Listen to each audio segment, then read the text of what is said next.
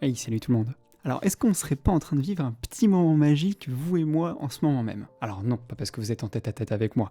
Évidemment que ça, c'est très agréable comme moment, mais c'est parce qu'aujourd'hui, c'est le premier épisode de ce que je l'espère deviendra une grande et longue série sur ma chaîne, le format Zest. J'en parlais dans ma précédente vidéo, celle qui annonçait mon retour sur YouTube après quelques semaines / mois de retrait, où j'avais besoin de temps pour moi, ce qui m'a aussi laissé du temps pour concevoir, pour imaginer soit de nouvelles méthodologies pour mes tests d'écran, soit pour imaginer, mais par exemple, ce nouveau format. C'est pour ça que là, à titre exceptionnel, je prends quelques instants pour en parler, puisque c'est la première, je l'espère, d'une très longue série de vidéos sur ce thème-là, où je reviens sur l'actu hebdomadaire de la technologie de la semaine. Oui, hebdomadaire et l'actu de la semaine, ce que je veux dire par là, c'est que je vais sortir une vidéo par semaine sur l'actu de la semaine en cours. D'ailleurs, j'aurais bien aimé vous montrer un peu plus ce superbe t-shirt que j'ai fait et qui est disponible sur ma boutique Redbubble, IPS et tout, je trouve marrant, sauf que il fait hyper froid, il fait que pleuvoir en ce moment sur Nantes, c'est une catastrophe, donc là c'est gros gilet, limite si je vais pas faire le montage de cette vidéo avec un plaid, mais bon, j'étais quand même content, je voulais vous le montrer avant de commencer. Je vais essayer d'être régulier, ça va dépendre de ma santé, ça aussi j'en parle dans une autre vidéo, il y a une petite fiche là si ça vous intéresse, mais disons qu'avec ma santé, j'ai peur de pas réussir à tenir le rythme d'une vidéo par semaine. Dans l'idéal, c'est tous les dimanches en début d'après-midi, genre, je sais pas, vers 13h30, 14h que je sortirai la vidéo, on va voir. Mais sans plus attendre, je vous propose tout de suite de commencer avec le sommaire de cette émission. Et donc dans cette première vidéo du 1er septembre de cette nouvelle série, le Zest du citron, au passage mon anniversaire c'est dans 13 jours, voilà, notez ça dans le calendrier, j'aurai 33 ans, voilà, je glisse là comme ça. On va donc parler, alors attends je reprends mon anti-sèche, du Samsung G8, du LG qui annonce des écrans 480 Hz en production, de Corsair qui présente un tout nouvel écran 34 pouces OLED, d'une PS5 Pro qui pourra arriver peut-être prochainement. On va aussi parler d'une édition spéciale des RTX 4070 Super de MSI featuring World of Warcraft. Et enfin, on va parler un petit peu de Star Wars Outlaw, comment vous le prononcez vous, sur comment il tourne sur PC tout simplement en fonction de vos GPU, qu'est-ce qu'on peut s'attendre à avoir comme performance aujourd'hui. Et sans plus attendre, c'est parti. Et on va donc commencer cette vidéo avec le Samsung Odyssey G8. Alors j'ai deux petits problèmes avec cet écran là, et je vais vous expliquer très vite lesquels. Il faut savoir que déjà c'est un nouveau produit, il vient tout juste de sortir, il est au format 32 pouces 4K, en QD OLED, il est extrêmement performant sur le papier, il est à 240 Hz, vraiment il coche quasiment tout ce qu'il est possible de cocher d'un point de vue fiche technique et d'un point de vue qualité. Les deux petites choses qui me font un petit peu tiquer, voire même les trois petites choses qui me font tiquer, c'est la première, le nom G8. C'est déjà le nom, ou du moins la gamme d'écran G8 qu'il y avait pour le Samsung au format 21/9 qui est sorti en 2022. Il s'appelait lui aussi le G8. Donc quand on cherche sur internet Samsung OLED G8, eh bien on a deux écrans qui sont diamétralement opposés. Donc pour pallier à ça, moi quand je parlerai du Samsung Odyssey G8, je dirais le G80 SD qu'on voit mentionné ici, puisque là c'est sa référence entre guillemets commerciale, et c'est plus facile pour faire la distinction entre Samsung G8 qui était le 21/9 et le Samsung 32 pouces 4K qui est ici le G80 SD. C'est un très bon produit. En revanche, le second point négatif que je pourrais lui donner, c'est que c'est un écran qui est plat. Parce qu'il faut savoir que les constructeurs partagent souvent les mêmes dalles. Après, chacun va faire sa petite tambouille pour ajouter l'apparence qu'ils veulent, les couleurs qu'ils veulent ou quelques petites options dans l'OSD. C'est vrai que lui, c'est dommage, il est plat, alors que Alienware, qui a exactement la même dalle, a un écran un petit peu incurvé à 1800 R de mémoire. Donc j'aurais bien aimé le voir aussi légèrement incurvé. Après, il a les problèmes de Samsung habituels, c'est-à-dire des écrans un petit peu trop saturés en termes de colorimétrie en sortie de boîte. C'est pas grave, ça flatte la rétine, c'est très beau à l'œil, c'est très plaisant, mais si vous êtes créateur de contenu ou photographe ou autre, vous aurez obligatoirement besoin de passer cet écran à la sonde une fois que vous l'aurez déballé. Et le dernier reproche que je peux lui faire, c'est justement à cause de son absence d'un port USB-C qui pourrait gérer le Power Delivery et le DisplayPort.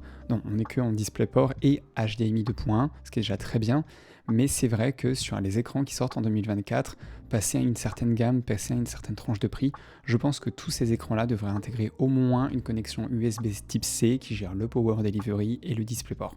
C'est-à-dire qu'avec un seul câble, eh bien vous pouvez faire transiter et de l'énergie, donc alimenter votre ordinateur portable, et en plus de ça, envoyer un signal vidéo sans perte, et ça serait vraiment super cool. En revanche, cet écran a un petit mode assez sympa qui lui permet de passer de mode 16/9, qui est son format habituel, au mode 21/9, c'est-à-dire qu'il éteint les pixels en haut et en bas pour donner vraiment cette sensation de jouer en 21/9, style 3440 par 1440, et ça vraiment c'est un gros banger. Et en parlant de 21/9 justement, c'est tout frais, ça a 2 jours comme news, un écran au fameux format 21 neuvième. Voilà, donc si vous ne saviez pas à quoi ça ressemble, eh bien ça ressemble à ceci. Est-ce qu'il y a une autre photo un peu plus parlante? Non, il n'y a que celle-ci. Donc un écran 21 neuvième, c'est comme un écran 16 neuvième auquel vous aurez enlevé une partie en haut, une partie en bas, ce qui vous donne un côté très large, très étendu. En règle générale, ça vous donne un tiers de pixels supplémentaires. Par exemple, un écran de 27 pouces, entre guillemets, devrait s'arrêter à peu près ici. Je dis bien à peu près. Donc au lieu d'avoir du 2560 par 1440, vous avez du 3440 pixels de large et toujours 1440 pixels de haut. En revanche, rappelez-vous ce que je disais pour le Samsung juste avant, je trouvais un peu dommage qu'il n'ait pas d'USB-C avec le Power Delivery et le DisplayPort. Et bien lui, il le fait. Il est bien mentionné là. Il dispose de 2 ports HDMI 2.1, ça c'est très bien, du DisplayPort 1.4 et un port USB-C type C DisplayPort, pour le Power Delivery en plus juste après, qui permet de recharger à 65 watts. C'est encore un petit peu juste, 65 watts, c'est plutôt pensé pour de l'ordinateur portable de 13 pouces ou pour de l'appoint. Pour un ordinateur portable 15, 16, voire 17 pouces qui est vraiment utilisé en production, ça dépend d'ordi, ça va dépendre de la puce, mais en règle générale, c'est plutôt des ordis qui vont consommer entre 85 et 140 watts. Donc 65, c'est un peu juste, mais ça suffira pour tous les appareils en 13 pouces. En plus de ça, on le voit là, il dispose d'une connectique qui est extrêmement complète niveau USB, c'est pas mal. L'écran n'est pas non plus équipé d'un ventilateur, ce qui est très bien, ça veut dire qu'il a une dissipation qui est passive. Dans certains cas, il y a des moniteurs où il y a un petit ventilateur à l'intérieur, notamment les écrans mini LED, mais aussi certains écrans OLED, ce qui fait que quand vous l'utilisez, que vous êtes sans casque, sans musique dans les enceintes, de temps en temps, vous pouvez entendre un très léger bruit de ventilateur et ça pourrait en énerver certains, ce que je pourrais comprendre tout à fait. Donc lui n'en a pas, c'est une dissipation passive et c'est très bien. Il le précise d'ailleurs juste ici. Au-delà de ça, même si c'est un écran 21 neuvième, il est parfaitement adapté pour les consoles. Alors attention, je le rappelle, les consoles, que ce soit la PS5 ou la nouvelle Xbox, j'arrive jamais à retenir son nom, si c'est la One, la série X, série S, enfin je sais plus, bref, la dernière génération de Xbox et la PS5 pourront se brancher dessus, sauf que, comme elles envoient une image en 16 neuvième et que c'est un écran 21 neuvième, rappelez-vous ce que je vous disais juste avant, il y a un tiers de pixels qui ne servira pas. Donc après c'est bien fichu quand même, c'est un tiers de pixels de chaque côté. Donc en gros vous aurez bien l'image qui sera centrée, et comme dans certains cas on a des films où on a une bande noire en haut et en bas, et bien là vous aurez des bandes noires sur la gauche et sur la droite.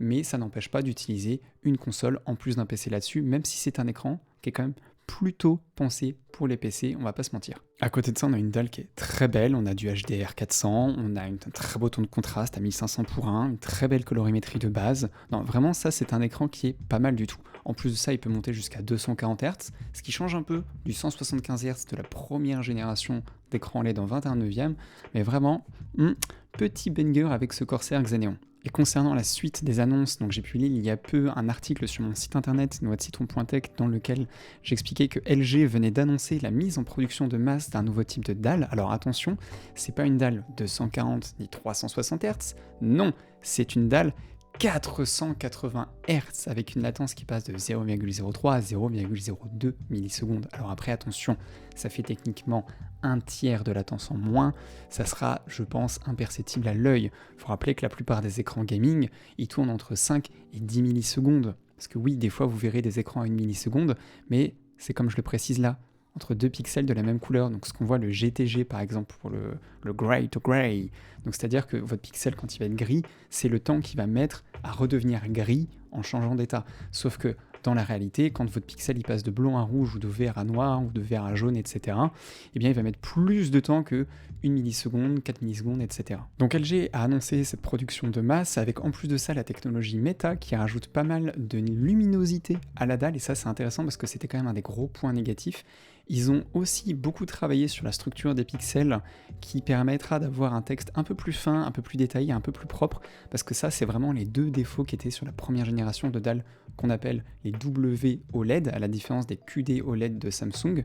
QD c'était pour les Quantum Dots, donc les points quantiques de Samsung qui permettaient d'avoir plus de couleurs, mais les WOLED c'est pour le white, le W de white, et derrière il y a un agencement des sous-pixels qui est différent, sauf que le problème c'est que sur Samsung ça donnait une petite aberration chromatique où admettons en zoomant assez fort, là autour des caractères on peut avoir une petite frange colorée verte ou rose, alors que sur LG on avait des images qui étaient un peu floutées, et c'est pas forcément super agréable. En plus de ça, quand il y avait un écran mat, ça rajoutait encore une petite couche de flou, bref c'était pas terrible.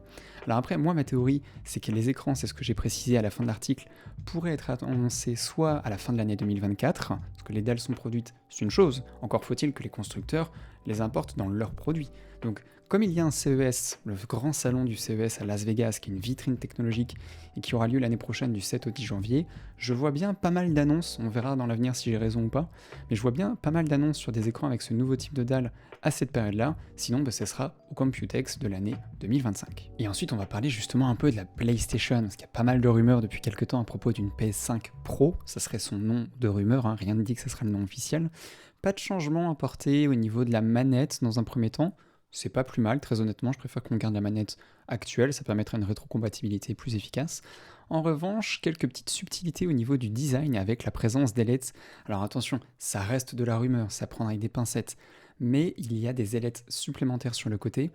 À mon sens, ça ne serait pas qu'esthétique. Je pense que si PS5 Pro est l'IA et qu'elle a un gap de puissance supérieure derrière, il faudra bien le refroidir. Donc je vois bien en fait des grilles de ventilation cachées à l'arrière de ces petites ailettes pour permettre d'avoir un flux d'air un petit peu meilleur que la PS5 actuelle, ou au moins avoir la même chose mais avec un bruit légèrement inférieur. Il n'y a pas vraiment d'informations non plus sur le prix, parce qu'encore une fois ça reste de la rumeur, elle est quand même attendue incessamment sous peu.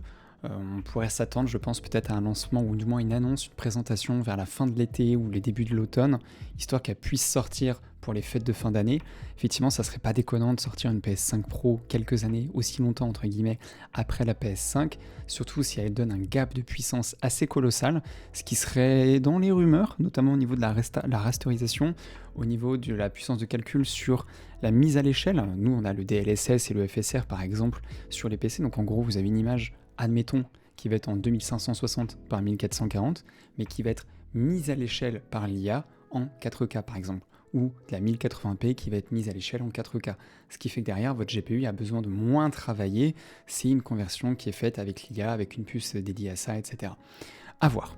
En revanche, gardez un œil là-dessus. Si là en ce moment vous aviez envie d'acheter une PS5, je pourrais vous dire d'attendre, sauf si c'est un besoin qui est urgent, mais attendez quand même un petit peu avant de vous précipiter à Micromania pour acheter une PS5 Pro. Et ensuite on va passer à MSI avec une carte graphique qui vraiment a une gueule absolument incroyable. Regardez-moi ça.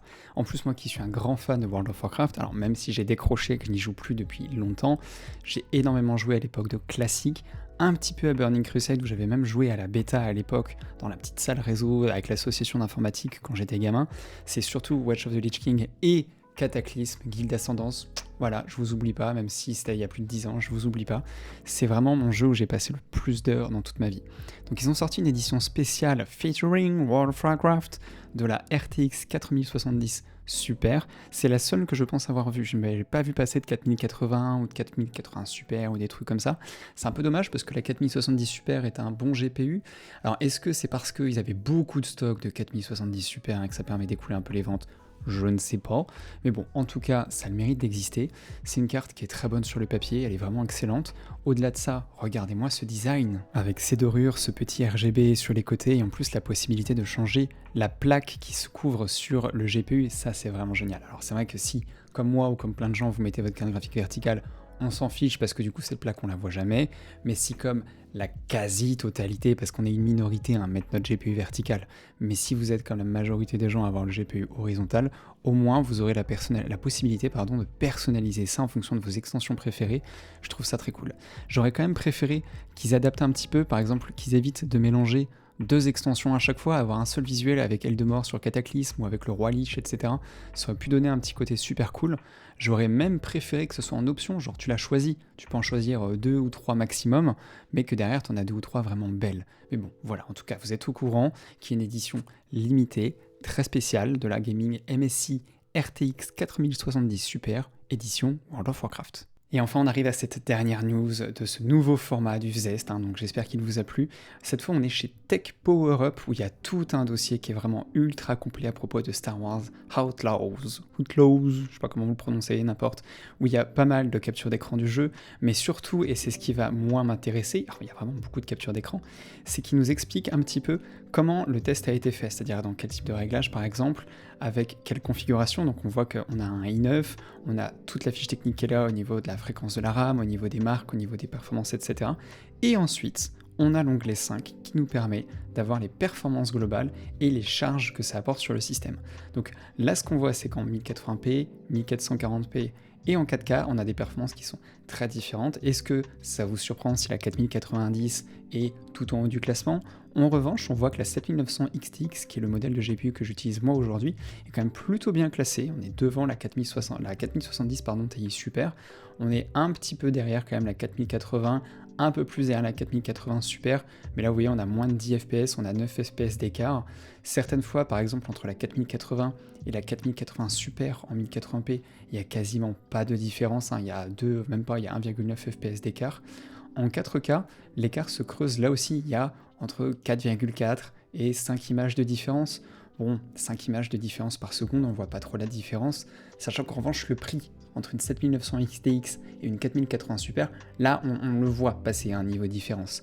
Mais ça vous donne un petit ordre d'idée de qu'est-ce qu'est capable de fournir votre GPU aujourd'hui. On voit là par exemple qu'une 2080 Ti, ça balance du 14 fps, aïe aïe aïe, 14 fps avec les réglages à fond en 4K sur ce jeu. En revanche, on voit qu'en 1440p, une 4060 Ti, ça nous donne du 40 fps. Alors pour quelque chose qui n'est pas du gaming compétitif, il n'y a pas de scène e-sport, il n'y a pas de multijoueur, etc.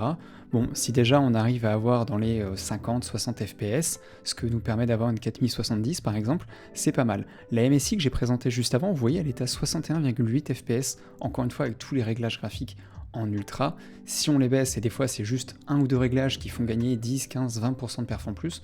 Mais voilà, vous avez ce dossier dans la description de la vidéo, n'hésitez pas à y faire un petit tour si vous avez prévu d'acheter ce jeu. Bon ben voilà, j'espère que vous avez apprécié ce nouveau format, n'hésitez pas, il y a un espace commentaire qui est disponible sous cette vidéo qui me permettra de prendre votre avis, enfin de prendre un petit peu le pouls de ce format.